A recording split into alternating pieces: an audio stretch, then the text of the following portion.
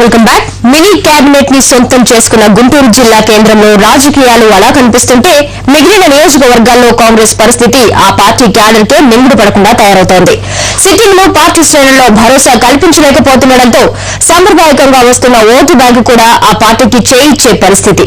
అలాగని మిగిలిన పక్షాల్లో పక్కాగా గెలుస్తామని చెప్పుకునే పరిస్థితి లేదు.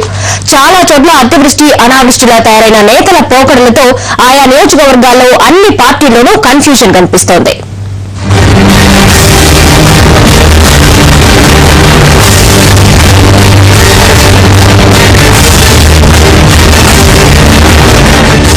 మంగళగిరి నియోజకవర్గంలో ప్రస్తుతం కాంగ్రెస్ పార్టీకి చెందిన కాండ్రు కమల ఎమ్మెల్యేగా కొనసాగుతున్నారు. మంగళగిరి పట్టణం మినహాయిస్తే కాంగ్రెస్ పార్టీకి పట్టిన ప్రాంతం ఆ సెగ్మెంట్ లో ఎక్కడా కనిపించదు. తాడేపల్లి, దుగ్గిరాల మండలాల్లో రెడ్డి సామాజిక వర్గం ఎక్కువగా ఉండడంతో కాంగ్రెస్ పార్టీ కార్యకర్తలు సెకండ్ క్యాడర్ మొత్తం కొత్త కాంగ్రెస్ బాట పట్టేసింది. దీనికి తోడు ఎమ్మెల్యే కాండ్రు కమలకు పార్టీలోనే వ్యతిరేకత ఉంది. చేనేతలు ఎక్కువగా ఉన్న మంగళగిరిలో ఆ సామాజిక వర్గ ఓట్లతో పాటు టీఆర్పీ కాంగ్రెస్ లో విలీనమయ్యాక కాపులంతా కాంగ్రెస్ లోకి చేరడం మినహా కాండ్రు కమలకు ప్లస్ పాయింట్లేవీ కనిపించవు. దీనికి తోడు కమలపై అవినీతి ఆరోపణలు భారీ స్థాయిలో ఉండడం కూడా పెద్ద మైనస్.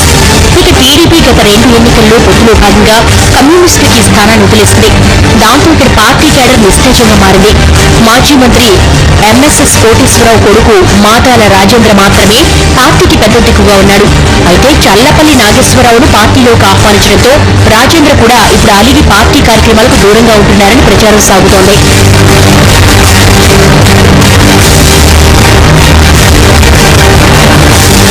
ఇక వైసీపీ తరఫున కోస్తా జిల్లాలో ఆ పార్టీ తరఫున భారీగా ఖర్చు పెడుతున్న ఆళ్ల రామకృష్ణారెడ్డి బరిలో ఉన్నారు.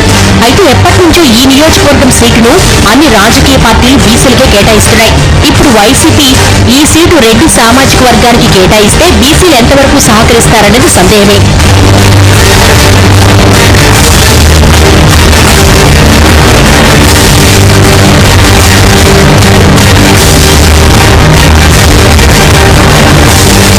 సత్తెనపల్లి నుంచి కాంగ్రెస్ పార్టీకి చెందిన ఎర్రం వెంకటేశ్వర రెడ్డి ఎమ్మెల్యేగా కొనసాగుతున్నారు.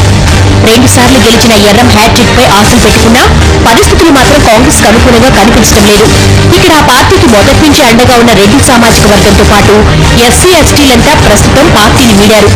దానికి తోడు ఎర్రం పెద్దగా నియోజకవర్గాన్ని అభివృద్ధి చేసిందేమీ లేదన్నది బహిరంగ సత్యం. ఇక టీడీపీ తరఫున గత ఎన్నికల్లో ఓడిపోయిన నిమ్మకాయల రాజనారాయణ ఎన్నికల తర్వాత ఇటువైపు కన్నెత్తైనా చూడడం లేదు. దీంతో తెలుగుదేశం కేడర్ పరిస్థితి చుక్కాని లేని నావలా తయారైంది. ఇక ఇప్పుడు గతంలో ఎమ్మెల్యేగా పనిచేసిన జలపతి సంస్థల అధినేత ఆంజనేయులు, టీడీపీ సీనియర్ నేత కోడెల శివప్రసాదరావుల పేర్లు ఇక్కడి నుంచి ప్రముఖంగా వినిపిస్తున్నాయి. నియోజకవర్గాల పునర్విభజనలో కోడెల సొంత మండలం నకరికల్ సత్తెనపల్లి నియోజకవర్గంలో చేరడంతో కోడెలకిస్తే ఇక్కడ పరిస్థితి టీడీపీకి ఆశాజనకంగా ఉంటుందని రాజకీయ వర్గాల అంచనా. మరోవైపు వైసీపీ తరఫున అంబటి రాంబాబు రంగంలో ఉన్నారు. అయితే ఎమ్మెల్యే టికెట్ ఆశిస్తున్న చిట్టా విజయభాస్కర్ రెడ్డి, గజల నాగభూషణ్ రెడ్డి, నలంద ఇంజనీరింగ్ కాలేజ్ అధినేత వరప్రసాద్ రెడ్డిలు అంబటిని వ్యతిరేకిస్తున్నారు. స్థానికులకే సీటు ఇవ్వాలంటూ అంబటికి వ్యతిరేకంగా రోజుకో ధర్నా చేయిస్తూ రాంబాబుకు నిద్ర పట్టకుండా చేయడమే కాకుండా పార్టీ శ్రేణుల్లో గందరగోళం రేపుతున్నారు. సదరు నేతలు అవసరమైతే ఇండిపెండెంట్ గా అయినా పోటీ చేసి రాంబాబుని ఇంటికి పంపడానికైనా సిద్ధమేనంటున్నారు.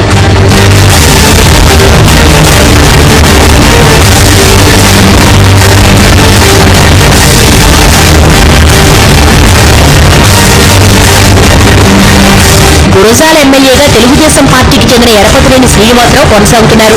ఎమ్మెల్యేగా గెలవడానికి సహకరించిన సెకండ్ క్యాడర్ నాయకులందరినీ ఎరపతినేని దూరం చేసుకోవడం ఆ పార్టీకి మైనస్ గా మారినట్లు కనిపిస్తోంది.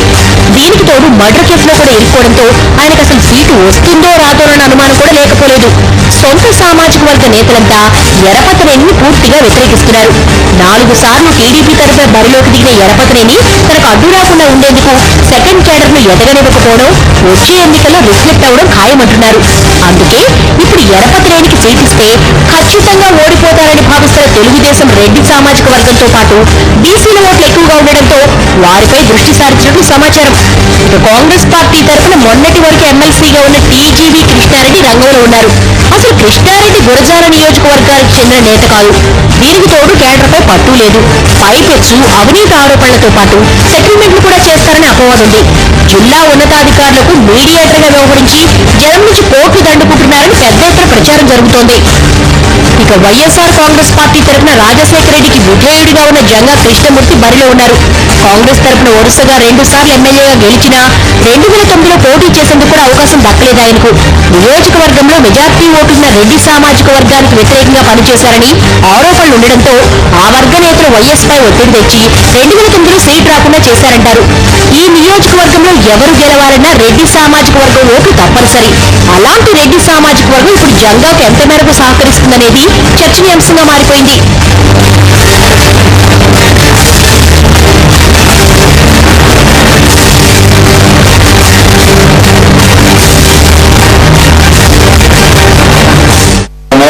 మొట్టమొదటి నుంచి కూడా రాజశేఖర రెడ్డి గారు కాంగ్రెస్ నాయకుడు కాబట్టి ఆయన మీద ఉన్నటువంటి అభిమానం అనండి లేదా సానుభూతి అనండి కొంతమేరకు మా క్యాడర్ వైఎస్ఆర్ పార్టీలో ఎక్కువ అన్నమాట వాస్తవం. అయితే దాన్ని కూడా మేము పూడ్చుకునేదానికి మిగతా వర్గాల నుంచి కూడా కొంతమేరకు మాకు ఉపకరిస్తుంది.